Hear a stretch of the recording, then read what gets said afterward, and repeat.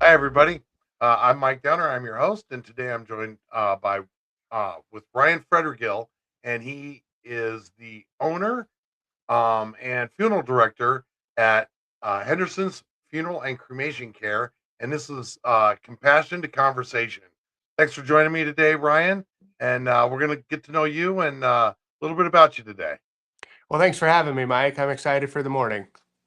So, Ryan, let's get started with how did your career start? How long have you been doing this? How did this whole thing start off for you? That's a great question, Mike. I grew up in a funeral home till I was 6 years old in Zeering, Iowa. We finally moved out of the funeral home shortly, after my first, second grade, somewhere around there, moved in the country. My dad owned the funeral home in Zeering and later in Collins, Iowa. So from a young age, I went on removals with him. I worked funerals with him. He would even pull me out of school to help him on funeral days where he needed an extra hand. So really, when people ask me how long I've been doing it, I'm 46 years old. So I've graduated mortuary school 26 years ago, but I've been pretty well in funeral service my whole life. So, so you grew up around it, and which is great that you're actually a second generation funeral homeowner. So you kept it in the family. So you went to mortuary school. Now, where did you attend school at? Sure, I grew up in Zeering, Iowa. I attended high school at Colonesco, so we lived outside of Zeering. Attended high school in Colo, and then as soon as I graduated, I moved to Dallas, Texas, and attended Dallas Institute of Mortuary Science. Graduated in November of 2000. Okay. So you got done with school, and then did you come straight back here and get right into it with your dad? I did not. I stuck around Dallas for a couple years where I worked at the University of Texas Southwestern Medical School. I was an anatomical embalmer. So anybody that donated their body to science, in most instances, you are embalmed, where the medical students get to dissect you, or they practice some different um, studies or techniques on new surgeries and whatnot. So it was an interesting experience where I learned a lot of things. After Dallas, Texas, I did take a funeral director position with Park Lawn Funeral Home in Kansas City, Missouri. Okay. How long did you stay in how long did you stay in Kansas City? I stayed there for 3 years. Really enjoyed my job, enjoyed the staff I worked with. They also owned some really large cemeteries, so that was a good experience as well. Dad kind of needed me home, so I did move back to Zeering, Iowa. In 2003 is when I moved back to Iowa. Okay, so you've been right back in the booming metropolis of Zeering for about for about 23 years now. Well, we Um did move to Baxter. I opened the funeral home there in 2009 and then worked with my dad and then also had my own funeral home. So we've lived in Baxter since about 2010. Okay. All right. Very good. So you've been doing this for quite a long time. And so heard you saying Baxter and Zeering and how many different funeral homes do you currently have? Can you kind of give us a little bit of the history about the funeral homes, even starting with your family, all the way up to current? Sure, absolutely. So dad started Frederick Funeral Home in Zeering, Iowa in 1982. From there, he added a location in Collins, Iowa, somewhere around 2000. I guess it'd probably be 1996, 1997. It was before I went to mortuary school. Okay. And then from there, when I came home in 2003, I worked at Frederick Funeral Home with my dad. I also worked at Bokie Funeral Home in Hubbard for a little bit, and then started working at Iowa Donor Network, where I was a tissue recovery technician, and then I became the funeral director in charge there. So anybody that donated any tissue in Iowa, such as long bone, skin, eyes, heart for valves. I kind of helped with that or managed that for a little while. And then 2009, I bought Baxter and then I still worked at Iowa Donor Network and I worked with dad as well. And then I started a trade embalming business where I went to other funeral homes and assisted with their preparation of individuals to prepare for funerals. I did that for about 10, 15 years before I then expanded a little bit more and started another kind of cremation company, and then we added in pet cremation in 2017 as well. Oh, And wow. just recently in 2023, we purchased Henderson's Funeral and Cremation Care in Des Moines, Iowa. Very good. So, sounds like you have a long history of, um, I don't think you kept yourself busy enough, Ryan. Yeah, we try to serve and help families. That's what we're here for. So, so a little bit about yourself on the personal side. Married, kids, I am married. I anything? have four kids. I am way too old for a kindergartner, but I still have one. We have a third Wow, grader, and then we have a senior that'll be graduating next month. And then I have a sophomore at Luther College in Decorah. very good. So, sounds like there's some prospects for a third generation. Well, we're down to two. Hopefully, one of those two little ones, finds it in their blood, like it's drawn me into to have that calling. Funeral service really, truly is a calling, Mike, without a doubt. It's a lifestyle, and it's either for you or it's not. I completely understand that. That's definitely funeral care is definitely a difficult conversation for the for a regular guy like me. So you definitely have to have a knack for it, and I can definitely respect and admire the fact that you're able to do that.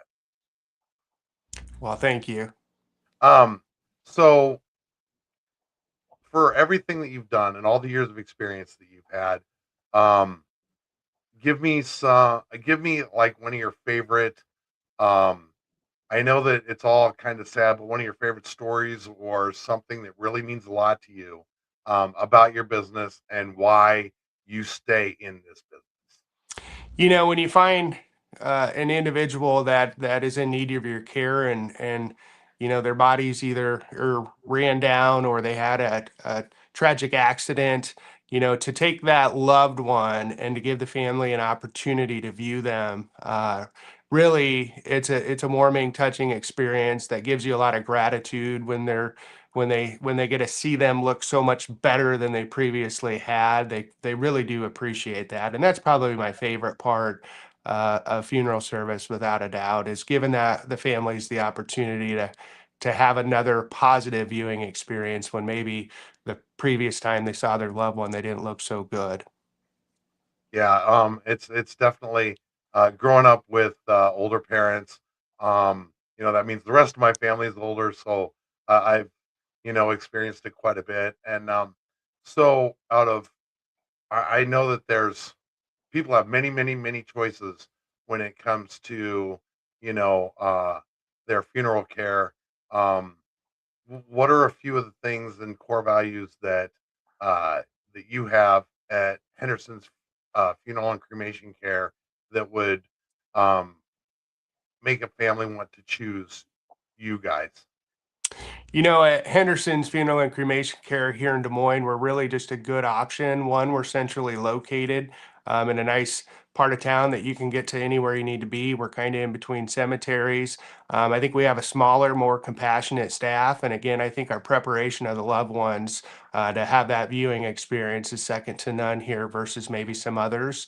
So we're really proud of our staff. It really is a team effort here, where we take pride in taking care of the loved ones that families allow us to have the opportunity to serve.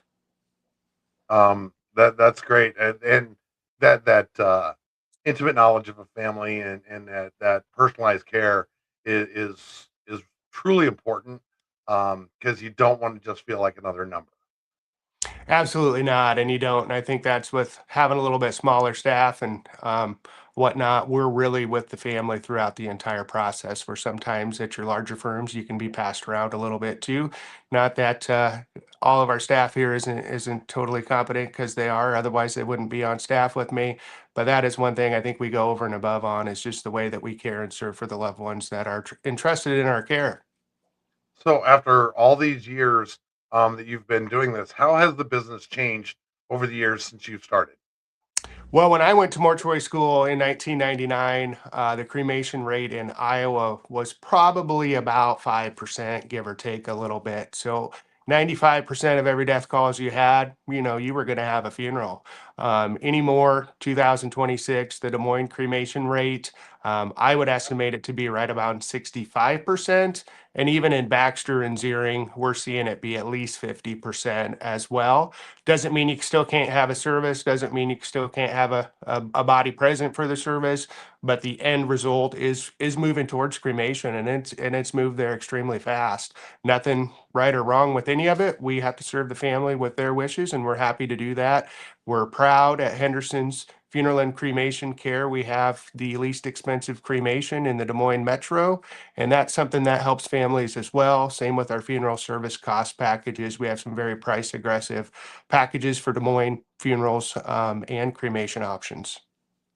Yeah, that's great because the monetary options are always, something that you don't want to think about, but it definitely is a concern for families. Ryan, let me ask you this: are there any major milestones or moments that stand out in your history?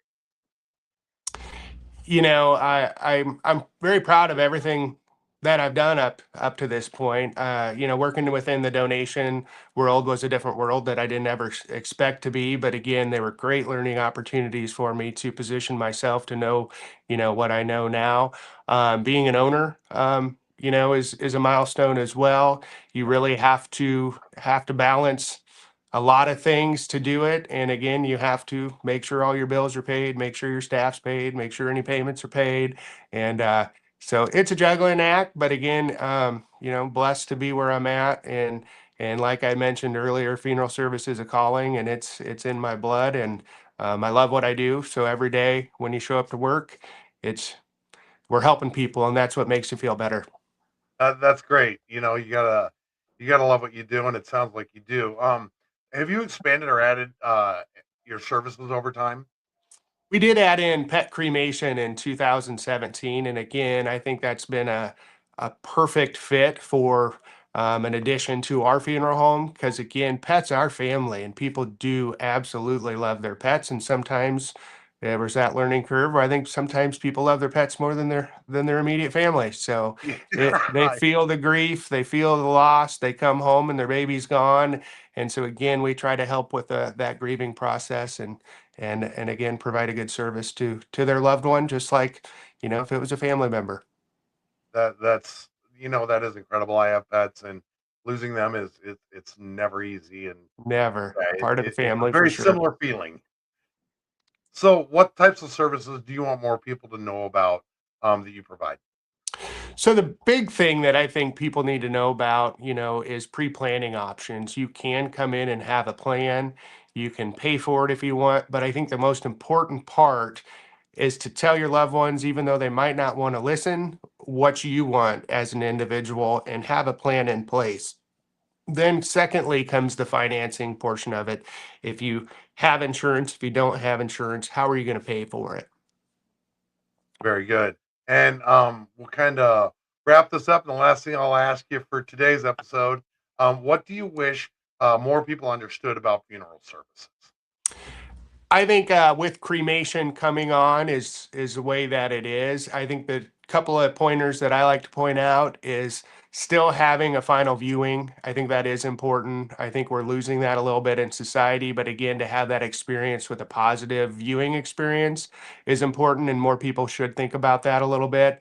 The second thing is with cremation specific, we're finding and we're getting calls. 2 generations later, if you don't bury those ashes or have a home for them, they're showing up in rental units that are getting repoed and all of these things where people are calling us with this urn and wanting us to take it back or try to track that loved one down who left it behind. So I think burial is still important, whether it's in a niche in a wall or columbarium or actually an in-ground burial. But I do think that is something that's being overlooked right now as a whole. Yeah, well, this gives a lot of people a lot of information to think about and a lot of reasons to choose Henderson's Funeral and Cremation Care.